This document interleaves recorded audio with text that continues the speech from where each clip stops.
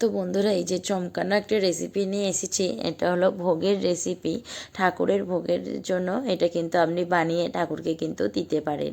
তো তার জন্য লাগছে কিন্তু চীনা বাদাম, কাঁচা লঙ্কা, আর লাগছে শুকনো লঙ্কা, সর্ষে, আর লাগছে তেল, আর লাগছে ক্যারি পাতা। আর এই যে দেখুন, আর ছোলার ডালও কিছুটা লাগছে। প্রথমে তেলটা গরম করে তারপর তাতে সর্ষে আর জিরেটা ফোড়ন দিয়ে তারপরে দিয়ে দিতে হবে কিন্তু ছোলার ডাল। তো ছোলা ডালটা একটু ভালোভাবে মতন ভেজে নিয়ে তারপরে সব একে একে সব বাকি জিনিসগুলো আর কি দিয়ে দিতে হবে। প্রথমে কিন্তু বাদামটা কিন্তু গরম তেল করে আর কি বাদামটা ভালো করে ভেজে তুলে রাখা হয়েছে। তারপর ওই তেলেতেই কিন্তু সবগুলো এবার তরকাটা করা হবে। আর সর্বপ্রথম কিন্তু আপনাদেরকে ভাতটা করে নিতে হবে। আমরা যতজনের মতন আর কি যতটা চালের ভোগটা রেডি করতে চান, তো সেই রকম অনুযায়ী কিন্তু এই জিনিসগুলো বাড়াতে কমাতে হবে।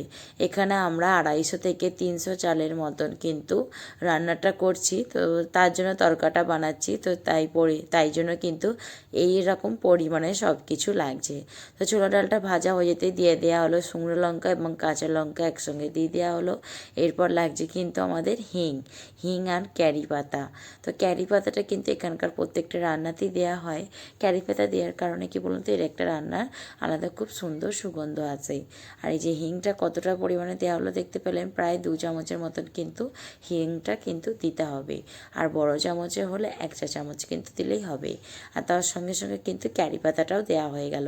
তাহলে ছোলার ডাল, বাদাম, জিরে, সর্ষে দিয়ে ফোড়নে, তারপরে ছোলার ডাল, তারপরে বাদাম, তারপরে লাগছে কাঁচা লঙ্কা, পাকা শুকনো লঙ্কা আর কি, তারপরে ক্যারি পাতা লাগছে, তারপরে হিং লাগছে, আর লাগছে কালারের জন্য কিন্তু হলুদটা লাগবে। এখানে কোনো কিছু কালার একদমই ব্যবহার করবেন না, হলুদ কালার দেবেন। তো হলুদ গুঁড়ো দিয়ে দেওয়ার পরেই কিন্তু দিয়ে দিতে হবে তেঁতুলের কাঁধ। তেঁতুলের কাঁধটা কিন্তু আপনাকে তেঁতুলটা অনেকক্ষণ ধরে অনেকটা পরিমাণে দেখতে পেলেন। আর এখানে এই ভাতটার নিয়মই হলো একটুখানি টক টক খেতে হবে, তাই জন্যই কিন্তু তেঁতুলটা আমাদের অনেকটা পরিমাণে নিতে হয়েছে। আর দেখতেই পেলেন 1 বাটি তেঁতুলের কাঁধটা কিন্তু তেঁতুলের যে দানা বীজ থাকে, কোনো ছিদ্রযুক্ত থালা যে থাকে না, ওই থালার সাহায্যে কী করবেন, আমাদের ওরকম থালার সাহায্যে ভালো করে তেঁতুলের কাঁধটা কিন্তু ছেঁকে তেঁতুলের যে জলটা যে আর কি হয়, তো সেইটা কিন্তু নিয়ে নেওয়া হচ্ছে। বাকি যে কোনো সুতো মতন টাইপের যে থাকে, তারপরে দানাটা থাকে, সেই সব খারাপ অংশগুলো কিন্তু ওপর থেকে ফেলে দিয়ে দিতে হবে। আর এই তেঁতুলের কাঁচটা কিন্তু আপনাকে নিয়ে নিতে হবে। যেমন করে তাল চাঁচে তেমন করে কিন্তু তেঁতুলটাকে ভালো করে ঘুরিয়ে ঘুরিয়ে জলের সাহায্যে ভালো করে কিন্তু গুলে নিতে হবে।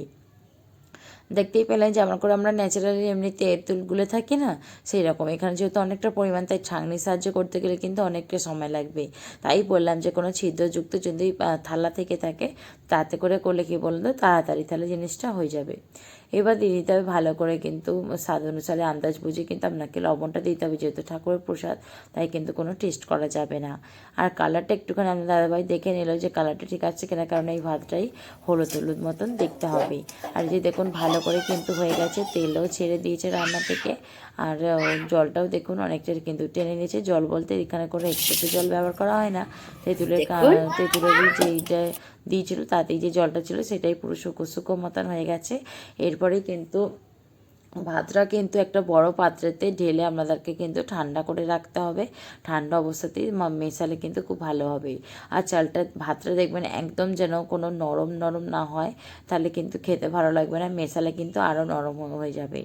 তাই জন্য একটু হালকা শক্ত শক্ত অবস্থাতে নামিয়ে পাকা তলায় বা এমনি কোনো বড় পাত্রে নামিয়ে কিন্তু ঠান্ডা করে নিতে হবে। ঠান্ডা করে নেওয়ার পরে দেখুন চলে এলাম কিন্তু ওপর থেকে প্রথমেই বাদামটা ছড়িয়ে দেওয়া হলো। বাদামের পরেই কিন্তু এরপর যে আমি তড়কাটা মেরে রেখেছি, তো সেই তড়কাটাই কিন্তু ভালো করে খুন্তির সাহায্যে ঘুরিয়ে কিন্তু মিশিয়ে দিচ্ছে, যাতে সব ভাতগুলো কোনায় কোনায় একদম এই তড়কাটা যেন মিশে যায়। কোনো জায়গায় যেন সাদা ভাব ভাতের যেন না থাকে, পুরোটাই যেন হলুদ কালারের পুরো দেখতে হয়ে যায়। এত সুন্দর বন্ধুরা দেখতে হয়। আর এই যে ভাতটা তো একটু টক টক, তাই এর সঙ্গে কিন্তু কোনো তরকারিও লাগে না। এটা ঠাকুরের যেমন প্রসাদ হয় না, তেমন এটা শুধু মুখেই কিন্তু খাওয়া যায়। একটু বেশ ঝাল ঝাল টক টক ব্যাপক বন্ধুরা খেতে লাগে, খুব সুন্দর। আর এমনিতেই তো দেখবেন কোনো কিছু জিনিস না ঠাকুরের নামে উৎসর্গ করে করা হলে সেটা যেন না জানি কত সুন্দরভাবে টেস্ট হয়ে যায়। আর এটাও তেমনই, এত সুন্দরভাবে টেস্ট হচ্ছে। ক্যারি পাতা দিয়েছে তো এত সুন্দর সেন্টও লাগছে, খুব সুন্দর তো বন্ধুরা হয়েছিল। দেখুন দেখতেও কতটা সুন্দর লাগছে। বলতে এটা হলুদ হলুদ কালারের পরে একদম দেখতে হয়, দেখতেও যেমন আকর্ষণীয়, খেতেও তেমন সুস্বাদু। তা কি ভাবছেন, চটপট বানিয়ে একবার খেতে করে খাবেন নাকি?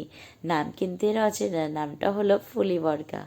তো এই যে এখন সবাইকে কিন্তু প্রসাদ দিতে যাব বলে থালায় কিন্তু সবাইকে আমি এরকমভাবে বাটিয়ে নিচ্ছি, তো বাটিতে ভাগ করে নিয়েছি। আর এখানে আমি বলছি যে এই শাড়িটা কিন্তু আমি অনেক বছর ধরে পরছি পুজোতে, প্রায় 4 বছর মতন হয়ে গেল। তো 4 বছর আগে শাড়িটি যখন আমি কিনেছিলাম তখন কিন্তু শাড়িটার দাম নিয়েছিল 223 টাকা। তো সেটাই আপনাদের সঙ্গে একটুখানি আমি বক বক করছি প্রসাদ দিতে যাওয়ার আগে। আর ওইখানে কিন্তু ঠাকুরের জন্য আগে তুলে নেওয়া হয়েছে, ঠাকুরকে কিন্তু ভোগ বিতরণ করা হয়েছে, সেটা আপনারা আগের ভিডিওতে দেখেইছিলেন। তাই রেসিপিটা এই ভিডিওতে আপনাদেরকে শেয়ার করে দিলাম।